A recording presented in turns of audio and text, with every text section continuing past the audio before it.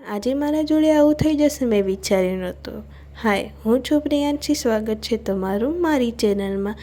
આજે ડીકે સવારમાં વહેલા ઉઠીને તૈયાર થઈ ગયો. તો શું, અમે પણ ઉઠી ગયા. પછી નીકળી પડ્યા ડીકેને સ્કૂલ મૂકવા માટે.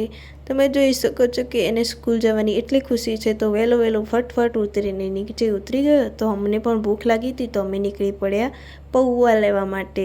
પૌવા કોના ભાવે છે? તો અચ્ચુભાઈના. અચ્ચુભાઈને તો તમે ઓળખતા જ હશો, યસ બ્રો. તો પછી શું, ઘરે આવીને બ્રશ કરવા બેસી ગયા. બ્રશ કરીને પછી બેસી ગયા કોફી બનાવવા માટે.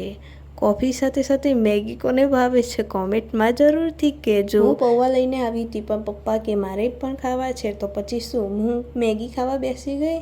પછી કોફી તો હોવી જ જોઈએ જોડે, પણ થોડા તો પૌવા તો ચાખવા પડે ને, એટલે પૌવા તો ચાખવા બેસી ગયા.